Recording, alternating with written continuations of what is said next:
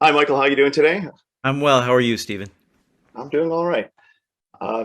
Really enjoying this series. I knew very excuse me. I knew very little about the case going into it, and I was really fascinated by how it all comes together. And I think that's part of the genius of how the series is created and produced. You get these different perspectives, keeping a lot of the mystery. So, how, as an actor, do you approach this? And did you know a lot of the case going in, or did you keep yourself in the dark for some of it? I knew the documentary. I had seen it before and had actually watched it a second time. I was kind of so fascinated by it. Um, and Once I became attached to the project, our director, Antonio, introduced me to David Rudolf. So I got to go meet David and spend time with him, have a meal, meet his family, and discuss this in a very personal way. So I just submerged myself in all things staircase, and what you see is what I learned. It's fantastic. And it takes a certain type of person to take on a case like this. So representing somebody who pretty much, the whole world thinks he's guilty, or at least has him under a microscope. Who is David Rudolph? Well, David, in this instance, he's a criminal defense lawyer. He's lauded and successful, and had, before the Peterson case, had also done very high-profile cases. Michael has a line about him in our story about being the guy you go to if you're guilty. So David never shies away from challenges, but he's a remarkable logician in terms of how he thinks about things. And I believe he did a remarkable job in defending Michael, protecting Michael, and poking holes in the prosecution's case.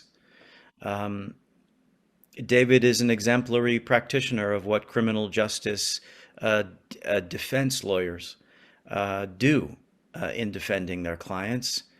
Um, And if people didn't gather that during the course of the documentary, um, hopefully they'll glean a little bit of that with our story as well.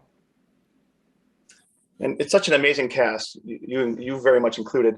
Thanks. Um, that much must have drawn you into the series. What else draw you, made you want to do this project?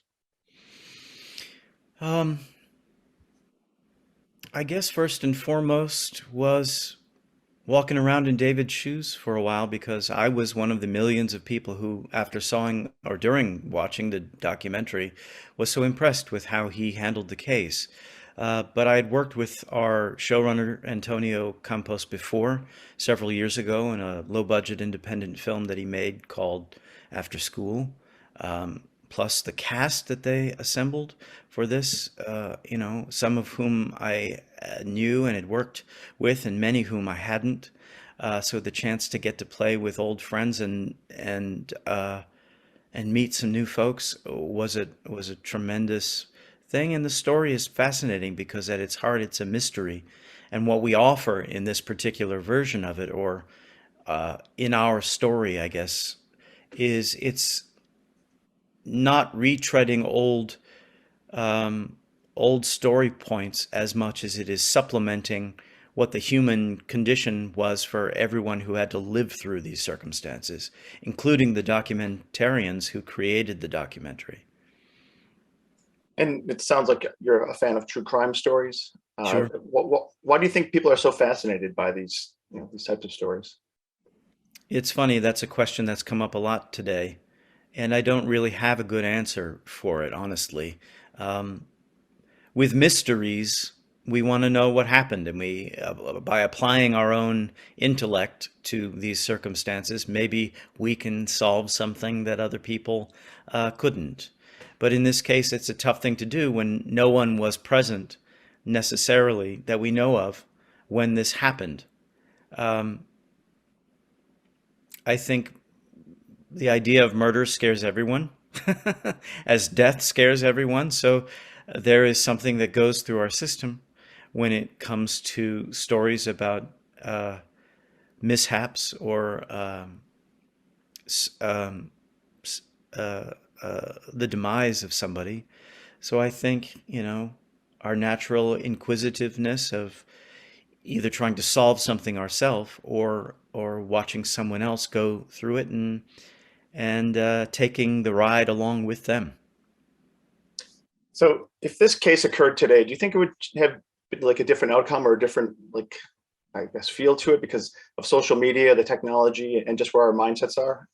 I think inevitably it would probably be very different because of technology and because of the world has changed since 2001 when this Mhm. took place significantly, and enough so that I imagine it would reflect on everything that happens nowadays.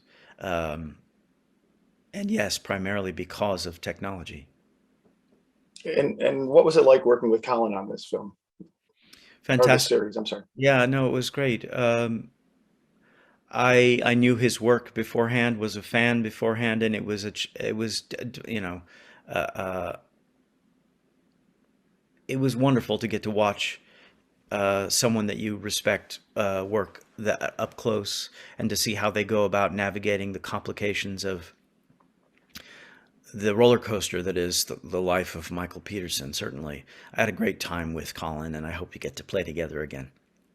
It's amazing watching you two together because you truly believe, that each of you is those characters, which obviously is the goal. But like, no, not knowing anything about the case, I'm like, listening to every single word, trying to figure out, who you are as David and who Michael is, and Right. it's just just amazing to watch come together. And if you have 3 words to describe this series to potential viewers, what would they be?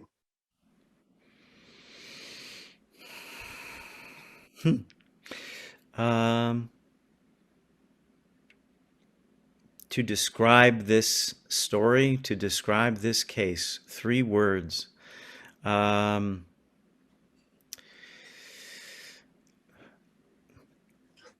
uh, I can't help you with that. I guess I would want to say something like mystery, uh, Rashomon, and uh, unpredictable. That those are fantastic answers. So Okay. really, Rashomon was a nice twist on that. So thank you Well, so I mean, much. sure, my Oh, go pleasure. ahead. No, I was just going to say that, like that film where a central event is viewed from several different perspectives, you get to see this case explored from several different perspectives that even if you saw the documentary, you weren't privy to. So Mhm. I think it's wonderful that way. Yeah, I'm really enjoying it. I'm sure the viewers are going to just eat it up. So thank you so much and have a great day. Thanks, Stephen. Nice to meet you.